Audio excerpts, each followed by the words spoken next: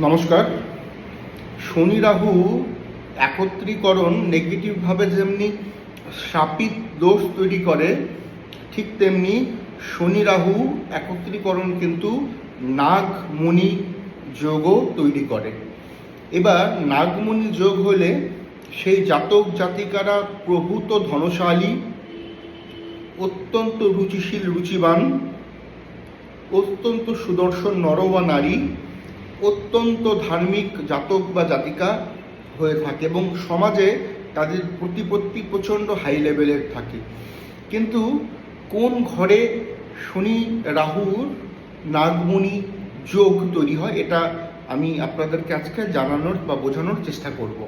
প্রথম কথা হচ্ছে, শনি এবং রাহু যদি বৃষ রাশির ঘরে, শনি এবং রাহু যদি তুলার ঘরে, শনি এবং রাহু যদি কুম্ভের ঘরে থাকে, তাহলে নাগমণি যোগ তৈরি হয়। এবার শনি রাহু একসাথে থাকলে নাগমণি যোগ তৈরি হবে না। শনি এবং রাহুকে একটা ভালো সুইটেবল ডিগ্রিতে থাকতে হবে।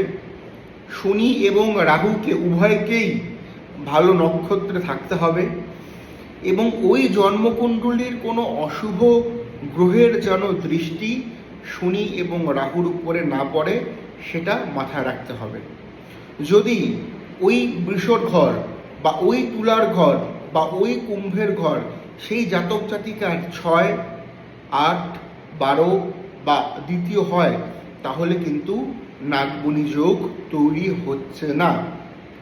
এবং অবশ্যইভাবে ওই জাতক বা জাতিকার যার বৃষতে, যার তুলাতে, যার কুম্ভে নাগমণি যোগ তৈরি হয়ে রয়েছে, এই ক্রাইটেরিয়া মেনটেন করার পর লগ্ন যে পতি, ওই জন্মকুণ্ডলীর কোনো না কোনো লগ্নপতি তো থাকবে, সে মেষ থেকে মীন অবধি যে কোনো লগ্ন হতে পারে, সেই লগ্নপতিকে অত্যন্ত স্ট্রংভাবে থাকতে হবে। তাহলেই সেই জাতক জাতিকার জীবনে নাগমণি যোগ তৈরি হয়।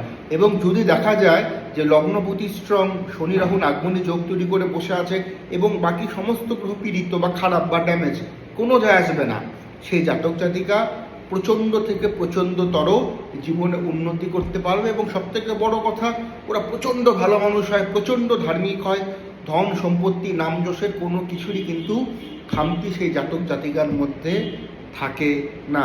এই ক্রাইটেরিয়াগুলো মেনটেন করে তবেই কিন্তু নাগমণি যোগ তৈরি হবে, আদারওয়াইজ শ্রাপিত দোষ তৈরি হয়। নমস্কার।